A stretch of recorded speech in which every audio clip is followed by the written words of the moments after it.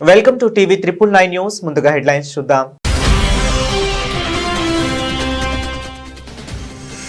దేశవ్యాప్తంగా 125 ప్రాజెక్టులను నిర్మించిన బోర్డర్ రోడ్స్ ఆర్గనైజేషన్. లేహ్ నుంచి జాతికి అంకితం చేసిన కేంద్ర రక్షణ శాఖ మంత్రి రాజ్నాథ్ సింగ్.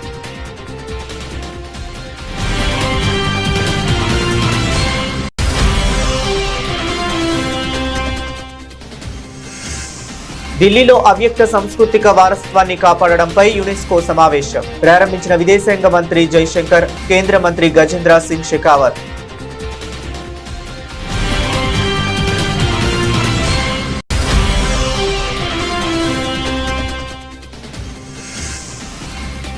ఢిల్లీలో అట్టహాసంగా జరిగిన మురుగన్ భక్తి సమావేశ ప్రారంభోత్సవ కార్యక్రమం.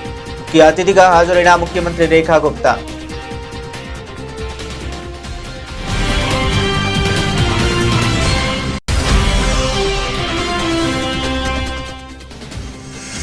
మెస్సీతో Revanth Reddy team football match.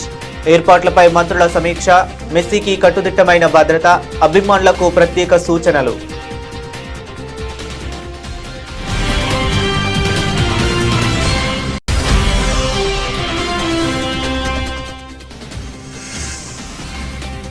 Udupi క్షేత్రాన్ని సందర్శించిన AP deputy CM Pawan Kalyan. భారతదేశ ఆధ్యాత్మిక శక్తి కేంద్రం ఉడిపి అని అభివర్ణించిన వైనం.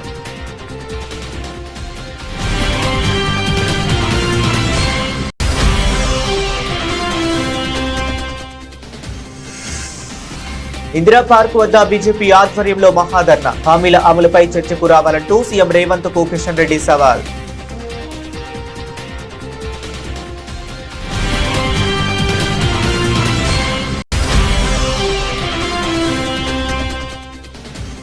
తిరుపతిలో విద్యార్థినిపై దారుణ లైంగిక వేధింపు. వెంటనే జోక్యం చేసుకుని తగిన చర్యలు తీసుకోవాలంటూ కేంద్ర ప్రభుత్వానికి వైసీపీ ఎంపీ గురుమూర్తి లేఖ.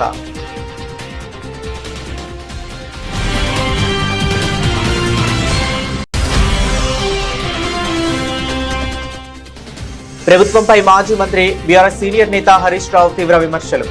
రైతుల దగ్గర మక్క పంట కొని దాదాపు 400 కోట్ల బకాయి పెట్టిందని ఆరోపణ.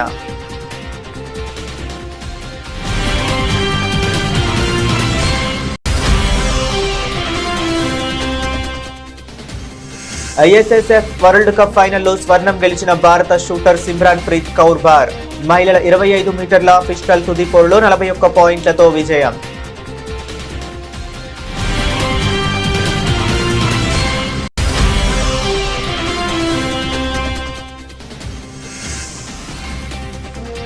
కొంతకాలంగా పెరుగుతున్న బంగారం ధరకు బ్రేక్. సోమవారం స్థిరంగా కొనసాగుతున్న పసిడి ధరలు.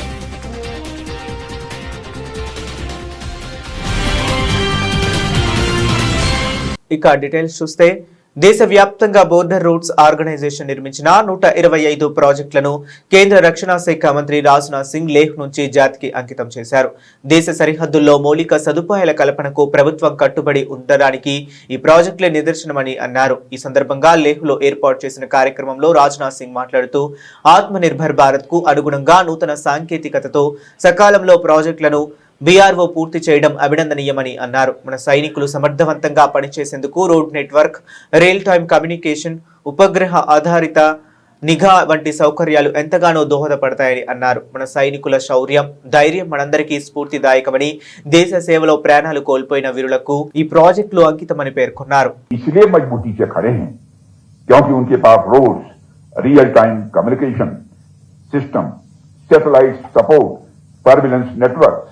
और लॉजिस्टिक्स कनेक्टिविटी, यह सारी चीजें उपलब्ध है। बॉर्डर पर तैनात जवान की जिंदगी का एक एक मिनट, एक एक सेकंड यह बहुत ही महत्वपूर्ण होता है। इसलिए कनेक्टिविटी को सिर्फ नेटवर्क, ऑप्टिकल फाइबर, ड्रोन, राडार्स तक सीमित करके नहीं देखा जाना चाहिए, बल्कि इसे सुरक्षा के बैकबोन के रूप में ही देखा जाना चाहिए। और भारत जिस तेजी से अपने border roads, tunnels, smart fencing, integrated command centres और सर्विलेंस सिस्टम्स को मजबूत कर रहा है, वह इसी बात का प्रमाण है कनेक्टिविटी और सिक्योरिटी अब एक दूसरे से अलग नहीं रह गए। साथियों, आज जब मैं लद्दाख में कम्युनिकेशन और कनेक्टिविटी की विशेषता पर बात कर रहा हूं, तो मैं आपसे इसकी जरूरत पर भी कुछ बातें करूंगा। आज यदि मैं हमारी सेनाओं से मिलने देश के किसी भी कोने में पहुंच जाता हूं तो यह मजबूत कम्युनिकेशन और कनेक्टिविटी की वजह से ही संभव हो पाता है। जैसा कि मैंने पहले भी कहा था, कम्युनिकेशन को सिर्फ इंफ्रास्ट्रक्चर से जोड़कर नहीं देखा जाना चाहिए।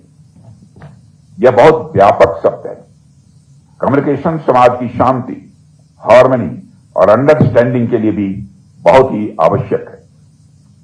समाज के हर वर्ग के बीच में और समाज के हर वर्ग तथा सरकार के बीच में लगातार कम्युनिकेशन का यह सिलसिला चलते रहना चाहिए।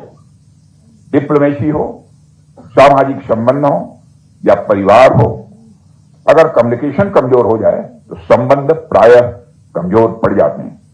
इसलिए हमारा हमेशा यह प्रयास रहा है कि అవ్యక్త సాంస్కృతిక వారసత్వాన్ని కాపాడడంపై యునెస్కో సమావేశాన్ని విదేశాంగ మంత్రి ఎస్ జయశంకర్, కేంద్ర సాంస్కృతిక మంత్రి గజేంద్ర సింగ్ షెకావత్ మరియు ఢిల్లీ ముఖ్యమంత్రి రేఖా గుప్తా ప్రారంభించారు. ఈ సందర్భంగా కేంద్ర మంత్రి గజేంద్ర సింగ్ షెకావత్ మాట్లాడుతూ అవ్యక్త సాంస్కృతిక వారసత్వాన్ని కాపాడడం కోసం యునెస్కో ఇంటర్ గవర్నమెంట్ కమిటీ 20వ సెషన్ను నిర్వహించే అవకాశం భారతదేశానికి ఉందని స్పష్టం చేశారు. ప్రపంచ వ్యాప్తంగా ఉన్న దేశాల ప్రతినిధులు ఇక్కడ ఉన్నారని కేంద్ర మంత్రి గజేంద్ర సింగ్ షెకావత్ తెలిపారు. जब भारत को यूनेस्को के 20वें session intergovernmental committee of intangible heritage अमूर्त विरासत के संरक्षण के लिए काम करने वाली और उन्हें विश्व की धरोहर के रूप में नामित करने वाली संस्था की बैठक को आयोजित करने का सौभाग्य मिला है। दुनिया भर के लगभग सभी देशों से प्रतिनिधिमंडल यहां उपस्थित हैं। आने वाले 7 दिन तक इस बैठक में विश्व के धरोहर के लिए नामित ऐसी सारी प्रतिवेदनों पर विचार होगा और विश्व भर के उन सारे प्रतिनिवेदनों को स्वीकृत या अस्वीकृत किया जाएगा। इसके अतिरिक्त भी अमूर्त धरोहर के संरक्षण के लिए आने वाले समय में किस तरह की नीतियों की, किस तरह के विषयों पर ध्यान देने की आवश्यकता है, उन सब पर चर्चा होगी। मैं ये मानता हूं कि भारत माननीय प्रधानमंत्री नरेंद्र मोदी जी के नेतृत्व में जिस तरह से विरासत के संरक्षण के लिए काम कर रहे हैं और भारत ने जो मार्ग विकास भी और विरासत भी जो माननीय प्रधानमंत्री जी के नेतृत्व में विश्व को दिखाया है, वो इस बैठक में एक अत्यंत महत्वपूर्ण आयाम और एक मार्गदर्शक के रूप में होगा। बैठक क्योंकि लाल किले के इस प्राचीन परिसर में आयोजित हो रही है, जिसने अनेक शताब्दियों तक भारत के बदलाव को देखा है, भारत को वापस उठ खड़े होते हुए देखा है, भारत को वापस एक नए संकल्प के साथ में कि हम विकसित होंगे, इस संकल्प का साक्षी ये लाल किला है। इस महत्वपूर्ण परिसर में इस तरह का आयोजन निश्चित रूप से अत्यंत जो है वो प्रासंगिक भी है और हम सौभाग्यशाली हैं कि हमको लगातार दूसरे साल इस तरह के बैठक ఢిల్లీలో అన్ని రాష్ట్రాల ప్రజలు స్వేచ్ఛగా జీవిస్తున్నారని, అన్ని పండుగలను సంతోషంగా జరుపుకుంటున్నారని ముఖ్యమంత్రి రేఖా గుప్తా అన్నారు. ఢిల్లీలో జరిగిన మురుగన్ భక్తి సమావేశం ప్రారంభోత్సవ కార్యక్రమంగా సందర్భంగా ఢిల్లీ ముఖ్యమంత్రి రేఖా గుప్తా ముఖ్య అతిథిగా హాజరయ్యారు. ఈ సందర్భంగా సీఎం మాట్లాడుతూ తమిళ ప్రజలతో ఉండటం మరియు భగవాన్ మురుగన్ కోసం ఇక్కడ ఇలాంటి కార్యక్రమం నిర్వహించడం తనకు సంతోషంగా ఉందన్నారు. అన్ని రాష్ట్రాల ప్రజలు ఢిల్లీలో నివసిస్తున్నారని, తామంతా ఇక్కడ కలిసి పండుగలు జరుపుకుంటామని చెప్పుకొచ్చారు. తాము ఒకరి సంస్కృతిని మరొకరు గౌరవిస్తారని తెలిపారు. दिल्ली में खड़े होकर के तमिल भाइयों के लिए उनकी सेवा का काम करते हैं। हमारे भाई अशोक ठाकुर जी, कनक सभापति जी, श्री आर मुकुथन जी, श्री संपत जी, वीरामणि जी, श्री परशुरामन जी और आप सभी तमिल समाज के मेरे भाई बहन, मैं बहुत लकी हूं कि दिल्ली में देश के हर स्टेट के लोग रहते हैं और इतना कल्चर जो यहाँ दिल्ली का है, अलग अलग स्टेट के लोग, उनके कल्चर, उनके फेस्टिवल, ये सब हम दिल्ली में इकट्ठे मिलके मनाते हैं। और ये मेरा सौभाग्य है कि चाहे फेस्टिवल केरल का हो, जब केरल के लोगों ने मेरे घर आकर के ओणम फेस्टिवल मनाया, चाहे तेलंगाना का बथुकंपा फेस्टिवल हो, जब मैं गई वहां पे हजारों लोग तेलंगाना से आए थे, जो दिल्ली में रहते हैं। और चाहे आज मुरुगन स्वामी जी का आज यहाँ पे पूजा उत्सव है, जो आप सब तमिल समाज के लोगों ने मनाया है। दिल्ली में हम सब लोग मिलकर एक दूसरे की इज्जत करते हैं, एक दूसरे के कल्चर की फेस्टिवल को रिकॉग्नाइज करते हैं और सब उसको इकट्ठा सेलिब्रेट करके आनंद लेते हैं। पर कुछ लोग हैं విమానయాన సంస్థ ఇండిగో ఎదుర్కొంటున్న కార్యకలాపాల సంక్షోభంపై కేంద్ర పౌర విమానయాన మంత్రిత్వ శాఖ కఠినంగా వ్యవహరించింది. రద్దయిన లేదా తీవ్రంగా ఆలస్యమైన విమానాలకు సంబంధించి ప్రయాణికులకు చెల్లించాల్సిన రిఫండ్లను ఆదివారం రాత్రి 8 గంటల్లోపు పూర్తి చేయాలని డెడ్లైన్ విధించింది సంగతి తెలిసిందే. ఈ ఆదేశాల మేరకు ఇండిగో సుమారు 610 కోట్లను ప్రయాణికులకు రిఫండ్ చేసినట్లు మంత్రిత్వ శాఖ తెలిపింది. విమానాల రద్దు కారణంగా తమ ప్రయాణాలను రీషెడ్యూల్ చేసుకునే వారి నుంచి ఎలాంటి అదనపు రుసుములు వసూలు చేయరాదని ప్రభుత్వం స్పష్టం చేసింది. ఇక ప్రయాణికులకు తక్షణమే సహాయం అందించేందుకు రీఫండ్, రీబుకింగ్ సమస్యలను ఆలస్యం లేకుండా పరిష్కరించేందుకు ప్రత్యేక సహాయక కేంద్రాలను ఏర్పాటు చేసినట్లు వెల్లడించింది. ప్రభుత్వ జోక్యంతో ఇండిగో పనితీరు క్రమంగా మెరుగుపడుతుందని, విమానాల షెడ్యూల్ సాధారణ స్థితికి చేరుకుంటున్నాయని మంత్రిత్వ శాఖ పేర్కొంది. శుక్రవారం 206 విమానాలు నడపగా శనివారానికి ఆ సంఖ్య 1565కు పెరిగింది. ఆదివారం చివరి నాటికి 1650కి చేరుకునే అవకాశం ఉందని అంచనా వేసింది. ఇతర దేశీయ విమానయాన సంస్థల కార్యకలాపాల సజావుగా పూర్తి సామర్థ్యంతో నడుస్తున్నాయని తెలిపింది. ఇండిగో విమానాల రద్దుతో పెరిగిన డిమాండ్లను ఆసరాగా చేసుకుని టికెట్ ధరలు అమాంతం పెరగడంతో ప్రభుత్వం తక్షణమే జోక్యం చేసుకుని ధరలపై పరిమితి విధించింది. ఈ చర్యతో ప్రభావిత మార్గాల్లో ఛార్జీలు అదుపులోకి వచ్చాయని పేర్కొంది. कोई जवाब नहीं दे रहा है, कस्टमर केयर भी इनका नंबर नहीं उठ रहा है। आपको फिर बुकिंग ही नहीं करनी चाहिए। आप पहले मॉर्निंग में मैसेज भेज रहे हो कि फ्लाइट कैंसिल है, रिफंड कर देंगे। रिफंड से हम क्या करेंगे? सर हमें तो कोर्ट प्रोसीडिंग करते जाते हैं ना, हम तो बताओ अर्जेंट कार से भी नहीं जा सकते, टाइमिंग इतनी है दिल्ली की, क्या करेंगे हम बताओ। कोई कोर्ट का प्रोसीडिंग था आपका? हाँ जी सर। तो अभी क्या बोल रहे हैं? कुछ बता ही नहीं रहे, लाइन में लगे रहो, 3 घंटे बाद नंबर आएगा। ప్రపంచ ఫుట్బాల్ దిగ్గజం లియోనెల్ మెస్సీ, తెలంగాణ ముఖ్యమంత్రి రేవంత్ రెడ్డి నేతృత్వంలోని జట్ల మధ్య జరగనున్న ఎగ్జిబిషన్ మ్యాచ్ ఏర్పాట్లపై తెలంగాణ ఉప ముఖ్యమంత్రి బండ్లు భట్టి విక్రమార్క, మంత్రి డి శ్రీధర్ బాబు సమీక్ష నిర్వహించారు.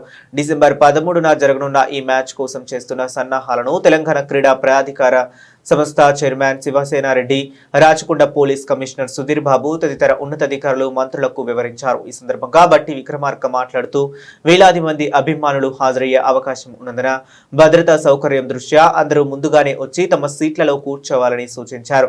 మెస్సీకి కట్టుదిట్టమైన భద్రత కల్పిస్తున్నామని, ఆయనతో పాటు సీఎం రేవంత్ రెడ్డి, మంత్రులు, ఇతర వీఐపీల రాకపోకల కోసం ప్రత్యేక మార్గాలను ఏర్పాటు చేస్తున్నామని తెలిపారు. తెలంగాణ రైజింగ్ వేడుకల్లో భాగంగా ఈ మ్యాచ్ నిర్వహిస్తున్నామని, ఈ కార్యక్రమంలో పాలు పంచుకోవడానికి మెస్సీ స్వయంగా ఆసక్తి చూపారని బట్టి పేర్కొన్నారు. ఈ ఫుట్బాల్ లవర్స్ కి అందరికీ ఒక సమాచారం ఇవ్వాలనేటువంటి ఆలోచనతోనే ఈరోజు ఇక్కడ రావటం జరిగింది.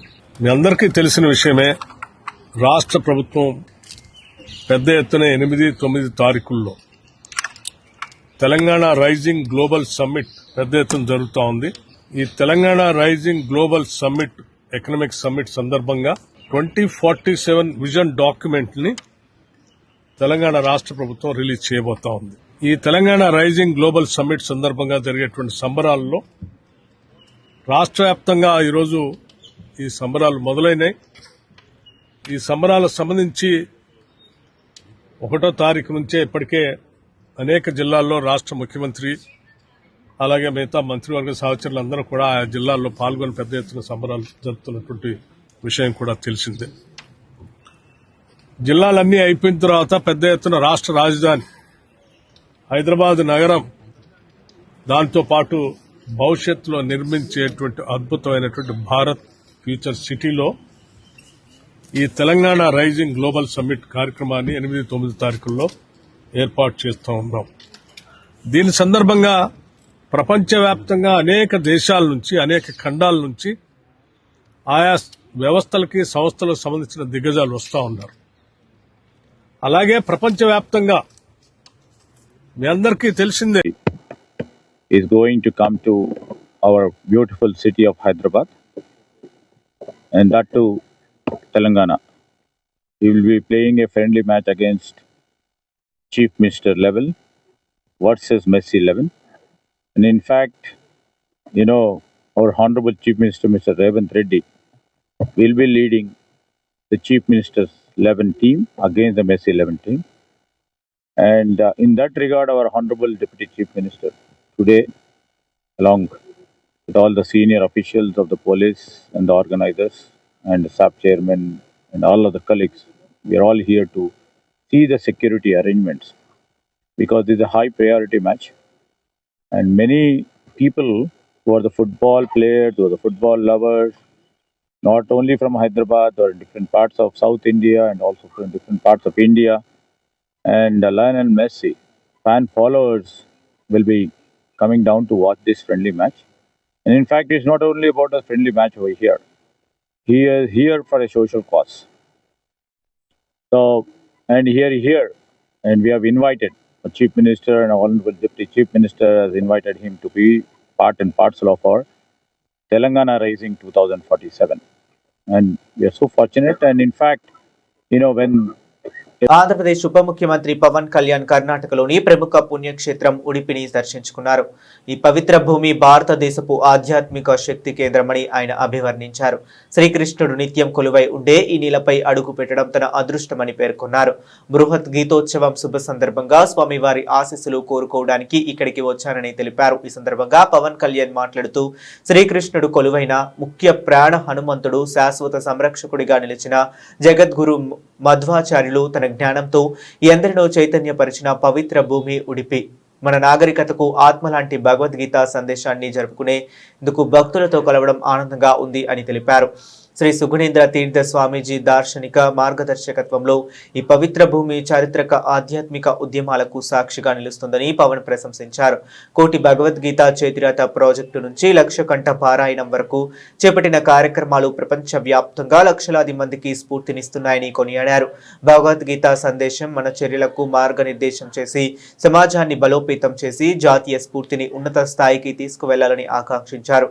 అనంతరం జై శ్రీకృష్ణ, జై హనుమాన్, జై హింద్ అంటూ తన సందేశాన్ని ముగించారు. This is a powerhouse of the divine powerhouse. Udupi is divine powerhouse. That's all it is. And it's a great opportunity for me. It's a divine call to be in Udupi. And Guruji has personally invited me.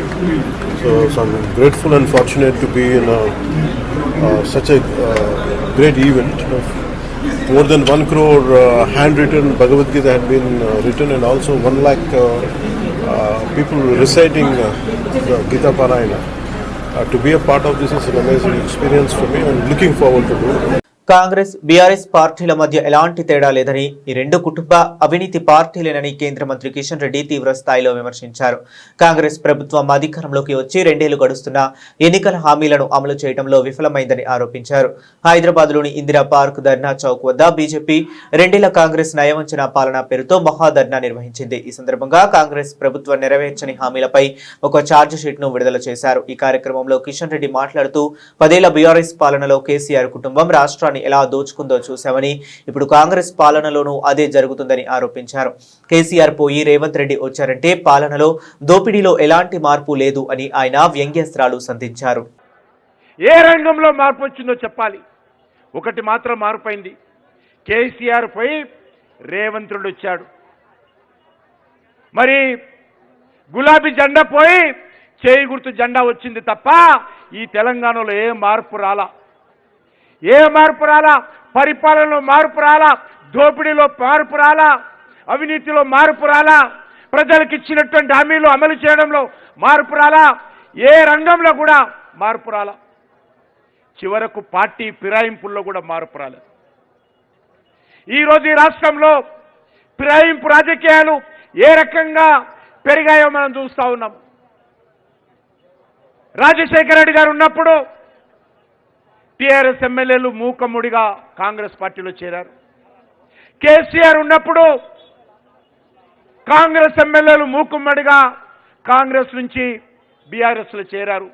కనీసం రాజీనామా చేయకుండా MLA పదవికి కేసీఆర్ హయాంలో మంత్రి పదవిని ఎలగబెట్టినటువంటి చరిత్ర ఈ రాష్ట్రంలో పార్టీ ఫిరాయింపుల చరిత్ర.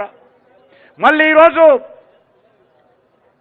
బీఆర్ఎస్కి చెందినటువంటి ఎమ్మెల్యేలు 10 మంది కాంగ్రెస్ పార్టీలో ఫిరాయించారు.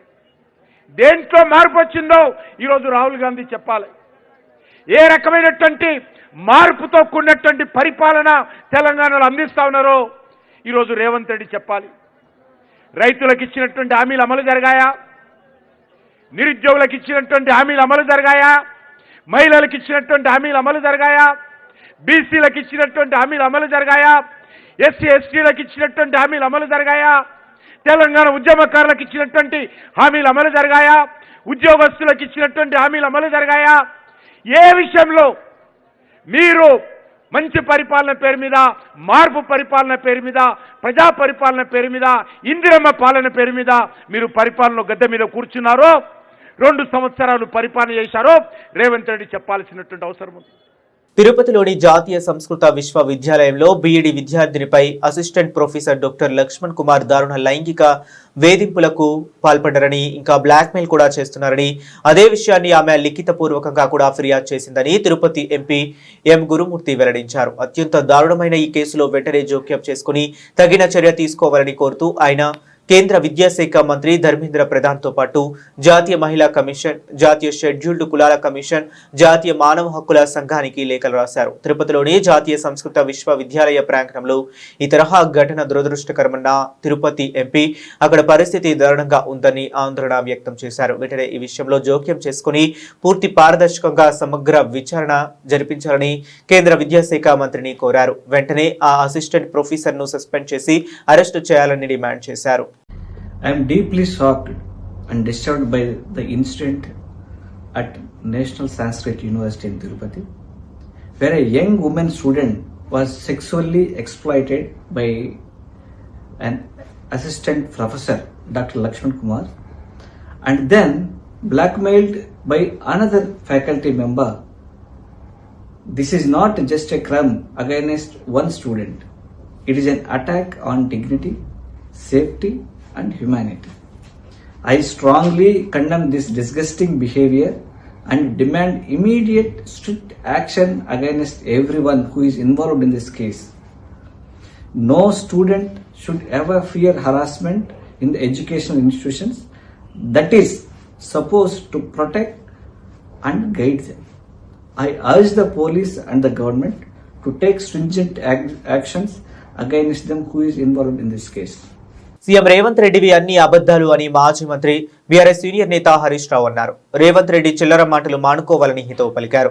సిద్దిపేట జిల్లా చిన్నకోడూరు మండల కేంద్రంలోని మొక్కజొన్న కొనుగోలు కేంద్రాన్ని హరీష్ రావు సందర్శించారు. ఈ సందర్భంగా హరీష్ రావు మాట్లాడుతూ సీఎం రేవంత్ రెడ్డి మాట్లాడితే తమది రైతు ప్రభుత్వం అని చెప్పుకుంటున్నారని అన్నారు. కానీ రాష్ట్ర వ్యాప్తంగా ఈ ప్రభుత్వం 49,000 మంది రైతుల దగ్గర మక్క పంట కోసం కొని దాదాపు 450 కోట్ల బకాయి పెట్టిందని తెలిపారు. 2 రోజుల్లో డబ్బులు వేస్తామని ఉత్తమ్ కుమార్ రెడ్డి చెప్పి 50 రోజులైనా ఇప్పటికీ రైతులకు డబ్బులు ఇవ్వలేదని విమర్శించారు. రైతులు ఇంకో పంట వేసుకోవటానికి కూడా వారి దగ్గర డబ్బులు లేవని చెప్పారు. ముఖ్యంగా ఇప్పుడు ఈరోజు మనము చిన్నకోడూరులో మక్కల కొనుగోలు కేంద్రాన్ని రైతుల కోరిక మేరకు సందర్శించడం జరిగింది. దాదాపు చిన్నకోడూరులో 450 మంది రైతులు ఇప్పటిదాకా గత 50 రోజుల నుంచి మక్కలు అమ్మాము. 50 రోజులైనా మక్కల పైసలు పడతలేవు. 4.5 కోట్ల రూపాయల డబ్బులు రావాల్సి ఉందని చెప్పి రైతులు నాకు ఫోన్లు చేయడం జరిగింది. నిజంగా పరిస్థితిని సమీక్షిద్దామని చెప్పి ఈ చిన్నకోడూరులోని మక్కల కొనుగోలు కేంద్రం దగ్గర ఆగడం జరిగింది. ఇవాళ రేవంత్ రెడ్డి మాట్లాడితే రైతు ప్రభుత్వం అని మాట్లాడుతున్నాడు. ఇవాళ రాష్ట్ర వ్యాప్తంగా 49,000 మంది రైతుల దగ్గర మార్కెట్ ద్వారా మక్కలు కొన్నారు. దాదాపు 450 కోట్ల రూపాయలు ఈ రాష్ట్ర ప్రభుత్వం మక్కల రైతులకు చెల్లింపులు బకాయి పడ్డది.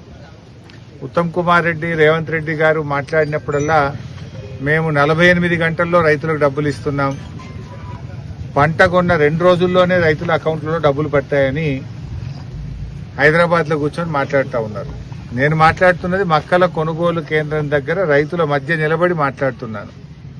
50 రోజులైంది మక్కలమ్మి. 50 రోజులైనా మక్కలమ్మిన డబ్బులకు ఈ రోజు కూడా డబ్బులు రావడం లేదు. రెక్కలు ముక్కలు చేసుకొని మక్కలు పండిస్తే ఇవాళ వరకు పైసలు రాని పరిస్థితి ఏర్పడ్డది. నేను అడుగుతా ఉన్నా రేవంత్ రెడ్డి గారిని, ఇప్పుడు యాసంగి పంటకు మళ్ళీ విత్తనాలు కొనుక్కోవాలి, దుక్కి దున్నాలి, ఎరువు కావాలి, డబ్బులు కావాలి కదా పాపం రైతులకు.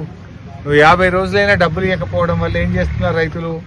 గవర్నమెంట్ ఇస్తుందో ఇయ్యదో లేట్ అవుతుందని చెప్పి చాలా మంది రైతులు హిందూ మతంపై కుట్రలు జరుగుతున్నాయని, వాటిని సహించేది లేదని మాజీ ఎంపీ విజయసాయిరెడ్డి తీవ్ర వ్యాఖ్యలు చేశారు. డబ్బు ఆశ చూపించి మత మార్పిడిలకు పాల్పడితే వారికి తగిన గుణపాఠం చెప్పాలని ఆయన పిలుపునిచ్చారు. గత 2 దశాబ్దాలుగా జరిగిన మత మార్పిడిలపై ప్రభుత్వం ఒక కమిటీ వేసి సమగ్ర విచారణ జరపాలని విజయసాయిరెడ్డి డిమాండ్ చేశారు. ప్రలోభాలకు గురిచేసి మతాలను మార్చే ప్రయత్నాలు అడ్డుకోవాలని అవసరం ఉందని ఆయన అభిప్రాయపడ్డారు. డబ్బు ఆశ చూపి మతం మార్చాలని ప్రయత్నిస్తే అటువంటి వారికి తగిన రీతిలో బుద్ధి చెప్పి గుణపాఠం నేర్పిద్దాం అని ఆయన స్పష్టం చేశారు. దేశం కోసం, ధర్మం కోసం, హిందూ సమాజం కోసం అన్ని వర్గాలు ఏకం కావాలని విజయసాయిరెడ్డి పిలుపునిచ్చారు. ఈ ఐక్యతే భారతదేశానికి అసలైన రక్ష అని, అదే శ్రీరామ రక్ష అని ఆయన పేర్కొన్నారు. హిందూ ధర్మ పరిరక్షణకు ప్రతి ఒక్కరూ కలిసికట్టుగా పనిచేయాలని ఆయన సూచించారు. ఐఎస్ఎస్ఎఫ్ వరల్డ్ కప్ ఫైనల్లో భారత షూటర్ సిమ్రన్ ప్రీత్ కౌర్ బ్రార్ స్వర్ణం సాధించగా, ఆమెతో పాటు ఈ ఈవెంట్ లో బరిలోకి దిగిన తొలిసారి ఐశ్వర్య ప్రదీప్ సింగ్ రజతాలతో మెరిశారు. ఇక మహిళల 25 మీ పిస్టల్ తుదిపూర్లో సిమ్రన్ ప్రీత్ 41 పాయింట్లతో టాప్ లో నిలిచి పసిడి పథకాన్ని సొంతం చేసుకుంది. మరో భారత షూటర్ ఈషా సింగ్ 15 పాయింట్లతో 7వ స్థానానికి పరిమితమైంది. పురుషుల 50 మీటర్ల రైఫిల్ 3 పొజిషన్స్ ఫైనల్లో ప్రతాప్ సింగ్ 413.3 పాయింట్లతో 2వ స్థానంలో నిలిచాడు. ఈ క్రమంలో షూటింగ్ క్రీడలోని వరల్డ్ కాంటినెంటల్ ఛాంపియన్షిప్ లో సింగ్ పథకాలు నెగ్గిన ఆటగాడిగా అరుదైన ఘనతను దక్కించుకున్నాడు. అర్హత రౌండ్ లో కూడా సింగ్ 595 పాయింట్లతో పథక రౌండ్ కు క్వాలిఫై అయ్యాడు. పురుషుల 25 మీ ర్యాపిడ్ ఫైర్ పిస్టల్ ఫైనల్లో అనీష్ 16 పాయింట్లతో 2వ స్థానంలో రజతం అందుకున్నాడు.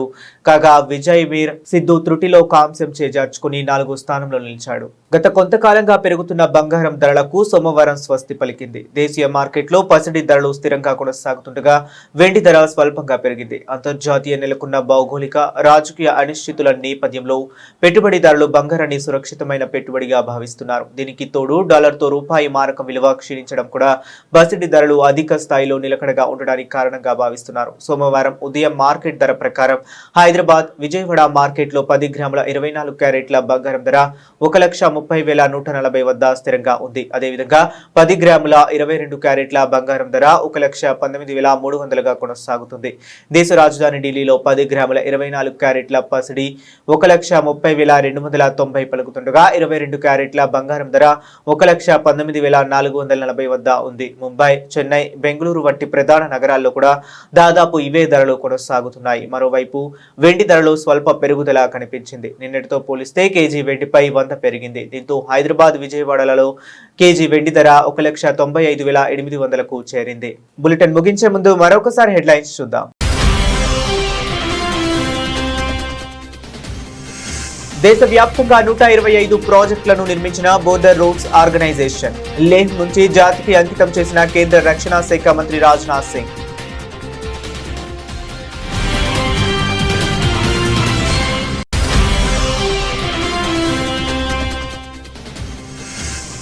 ఢిల్లీలో అవ్యక్త సాంస్కృతిక వారసత్వాన్ని కాపాడడంపై యునెస్కో సమావేశం ప్రారంభించిన విదేశాంగ మంత్రి జైశంకర్, కేంద్ర మంత్రి Gajendra Singh Shekhawat.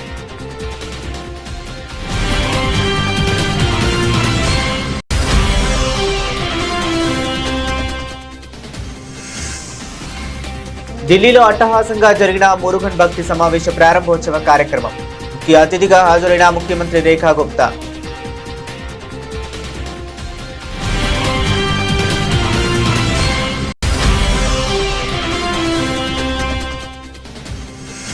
మెస్సీతో Revanth Reddy team football match.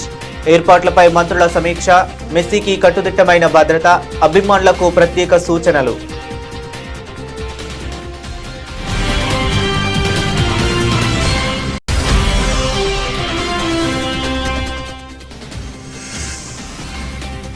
Udupi క్షేత్రాన్ని సందర్శించిన AP deputy CM Pawan Kalyan. భారతదేశ ఆధ్యాత్మిక శక్తి కేంద్రం ఉడిపి అని అభివర్ణించిన వైనం.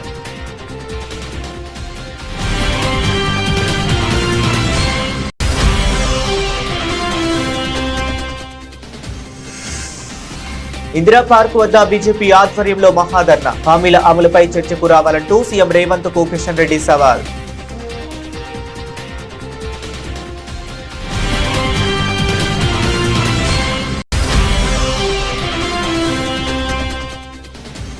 తిరుపతిలో విద్యార్థినిపై దారుణ లైంగిక వేధింపు. వెంటనే జోక్యం చేసుకుని తగిన చర్యలు తీసుకోవాలంటూ కేంద్ర ప్రభుత్వానికి వైసీపీ ఎంపీ గురుమూర్తి లేఖ.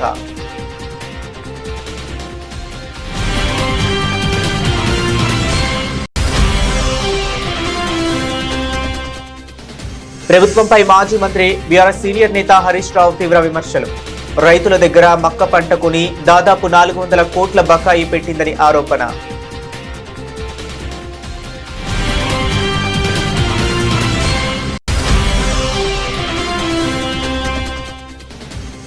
ఐఎస్ఎస్ఎఫ్ వరల్డ్ కప్ ఫైనల్లో స్వర్ణం గెలిచిన భారత షూటర్ సిమ్రాన్ ప్రీత్ కౌర్ బార్ మహిళల 25 మీటర్ల పిస్టల్ తుది పోరులో 41 పాయింట్లతో విజయం.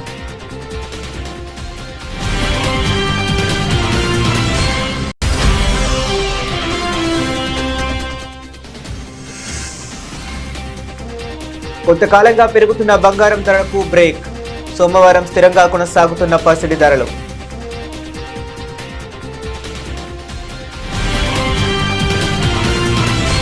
ఇవి ఇప్పటి వరకు ఉన్న అప్డేట్స్. మరిన్ని అప్డేట్స్ కోసం కీప్ వాచింగ్.